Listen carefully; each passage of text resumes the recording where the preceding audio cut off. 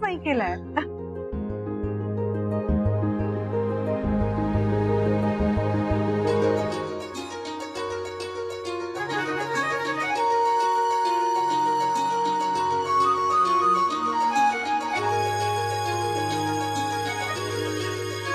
नमस्कार दादू.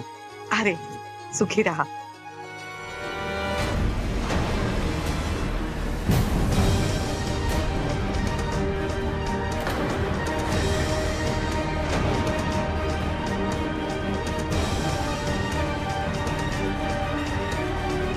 सानी ठेवते.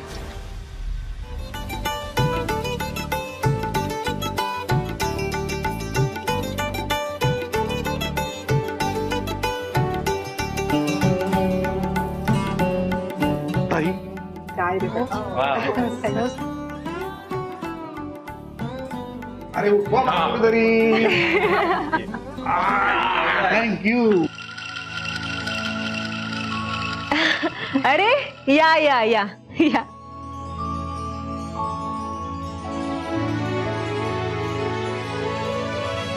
अरे कावेरी, अगं तू कशी काय आलीस? काकी ते मीच बोलवलंय त्यांना. मम्माला बोलावलं, म्हटलं त्यांनाही बोलवावं.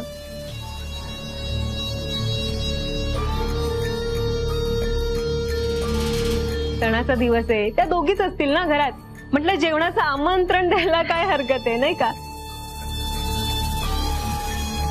आणि सणाचा दिवस आहे तर त्या दोघीही आपल्या सोबत सेलिब्रेट करतील. आणि कावेरीचं काय, कावेरी आपल्या घरातलीच आहे नाही का. म्हणजे तुमची लाडकी आहे, तिला बोलवायला तुम्ही थोडी ना नाही म्हणणार आहात. म्हणून तुमचं नाव सांगून मीच तिला ये म्हटलं. नाही नाही, खरंच खरंच चांगलं केलंस तू. असंही मी विचारच करत होते तुम्हा दोघींना बोलवायचा.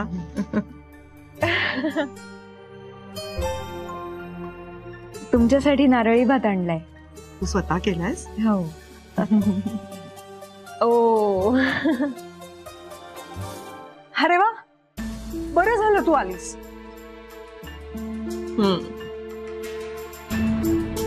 आता आलीचेस तर मग राजवर्धनला राखी सुद्धा बांधून घे नाही का.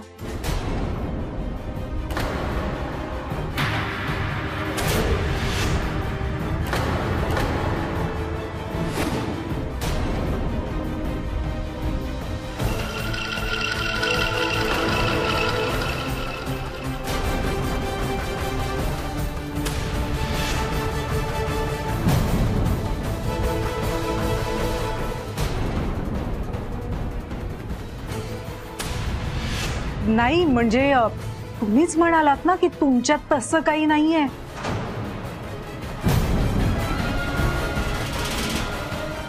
मग राखी बांधायला काय हरकत आहे नाही का. पण म्हणून राखी बांधलीच पाहिजे असंही काही नाहीये ना.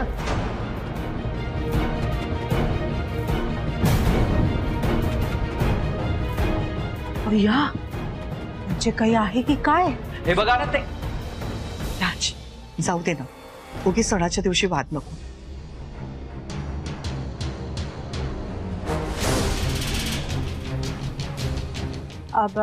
हो, लोक लोक बोलतात ना,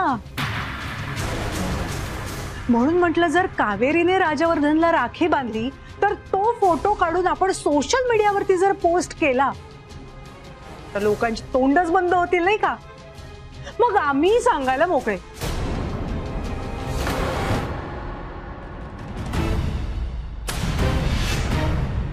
की कावेरी आणि राजवर्धन मानलेली भाऊ बहीण आहेत.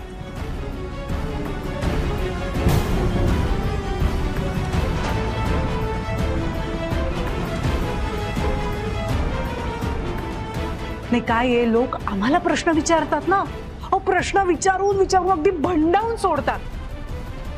त्यांना सांगता येईलच ना. आणि मग काय सतत लोक काही ना काही ते विचारतात, इतकं इन्सल्टिंग फील होतं यु नो.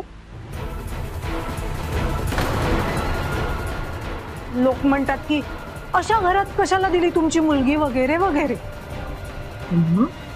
नाही एवढं असेल तर घेऊन जा तुमची मुलगी.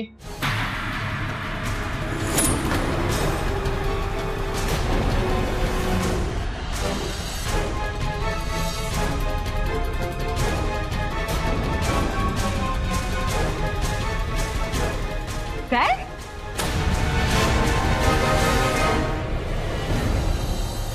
एक मिनिट राजवर्धन, ही काय बोलायची पद्धत आहे? मुलीला घेऊन जा म्हणजे? त्याच्यासाठी नाही लग्न करून दिलं तिला. आणि कसं आहे ना राजवर्धन, तुमच्यासारखं लपून छपून लिव्ह इन मध्ये राहण्याचे सोस नाही केलेत आमच्या मुलीने.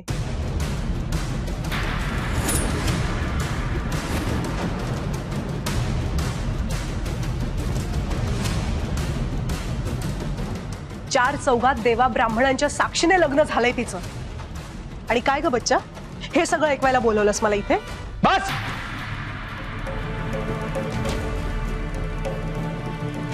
बस झालं. तुम्हाला असं वाटत असेल ना की आमच्या नात्याला एखादं लेबल द्यावं? जेव्हा आम्हाला तसं वाटेल तेव्हा आम्ही ते देऊ, तुम्ही नाही ठरवायचं. मुळात एखाद्या नात्याला वेळ द्यायचा असतो. ते नातं फुलल्यानंतर त्या नात्याला नाव द्यायचं असतं.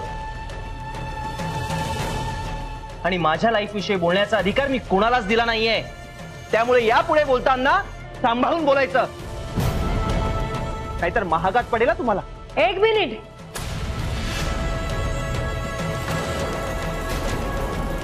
माझी मम्मा चुकीची असेल बरोबर असेल मला माहित नाही, पण माझ्या मम्माशी अशा आवाजात बोललेलं मला आवडणार नाही, कळलं? तुझी आई चुकीचं बोलतेय की बरोबर हा मुद्दाच नाहीये. ती असलं काहीतरी बोलतेच का? आणि कुठल्या अधिकाराने बोलते हा मुद्दा आहे. अहो बोलणारच ना. एकतर तुम्ही राखी बांधून घ्यायला नकार देताय, त्यात सर्व जगाने तुमच्या नात्यावरती बोट ठेवलं म्हटल्यावर तुम्ही इथे राहायला आलात. याचा अर्थ काय?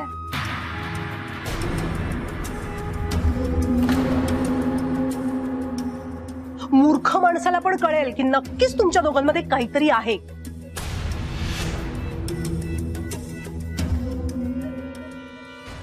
तुम्हाला जर असं वाटत असेल ना तर तुमच्या आणि बोलणाऱ्यांच्या नाकावर टिचून मी पुन्हा त्या घरात राहीन, आणि तेही वैदेही आणि कावेरी सोबत.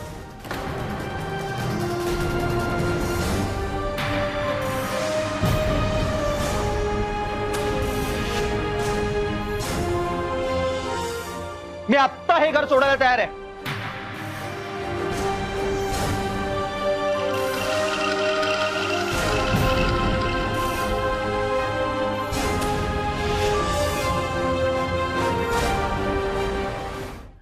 राज, तू काय बोलतोस? ह्या काहीतरी बोलतायत, पण तू का टोकाचा निर्णय घेतोयस? आई प्लीज प्लीज मला थांबवू नकोस.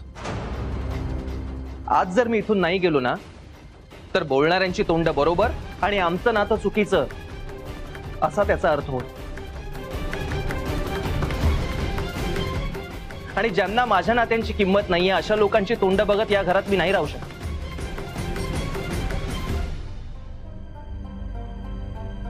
राज, पण तू माझा विचार कर ना कधीतरी. तू काळजी करू नकोस. या 4 दिवसात मला एवढा तरी कळलंय, आपल्या नात्यात जो दुरावा येतो तो या बाहेरच्या लोकांमुळे येतो. आणि मी इथून गेल्याने आपलं नातं तुटणार नाहीये. आणि राहिला प्रश्न मी घर सोडून जाण्याचा, तर तसाही मी जाणारच होतो. मी माझा बिझनेस सुरू केला आणि तो मला सक्सेसफुली रन करून दाखवायचा. आणि या लोकांनाही कळू दे की राजवर्धन मोहिते काय चीज आहे. राजवर्धन मोहिते हा तू कमावलेला आयतं घेऊन जगणारा नाहीये ह्या लोकांसारखा.